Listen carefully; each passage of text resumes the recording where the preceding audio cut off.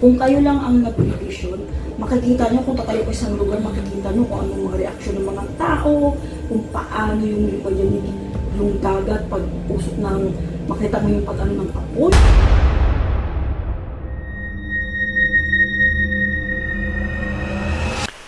Hello po mga Kapi-TV, sa video na ito ay tatalakayin natin ang lindol na yayanig sa umaga at gigising sa lahat sa gitna ng pagdilim ng kalagitan sa Pilipinas.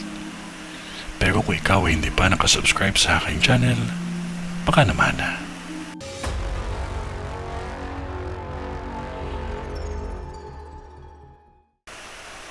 Nakikita ko na may dalawang bahagi ng lugar na ito na guguho ang lupa. Ang isa ay magandang lugar ito na halos hindi na sila magkalayo sa Cavite. Isang lugar na may hahambing mo sa subdivision, ngunit maganda ang mga bahay dito. Ang isang bahagi naman ay nabiyak ang lupa dito, lalo na sa ibang bahagi ng kalsada. Kung napansin ninyo na halos nagsunod-sunod ang lindol katulad ng sa vision ko, may mangyayari pang lindol na halos minuto oras lang ang pagitan bago nasundan. Gaya ng sinabi ko sa mga nakaraang taon, ang pinyan ang mas maraming pinsala. Kahit naman ako ay hindi nakaligtas, isa ako sa biktima ng dabiguan. Ngunit sa bisyon ko, ito ay mangyayari ng hindi inasahan ng lahat.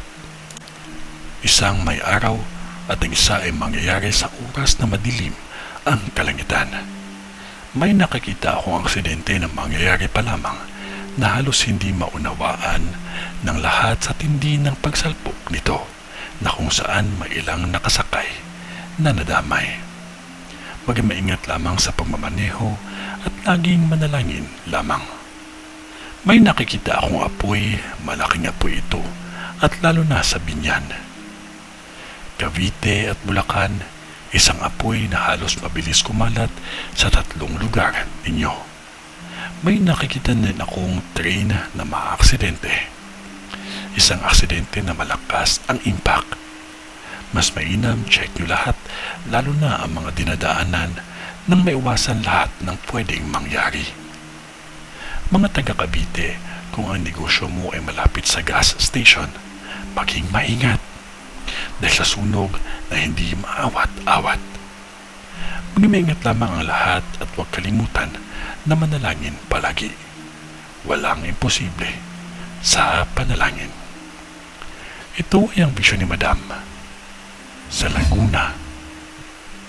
Sa ngalan ng Diyos Ama, ng Diyos Anak, at ng Diyos Espiritu Santo. Amen.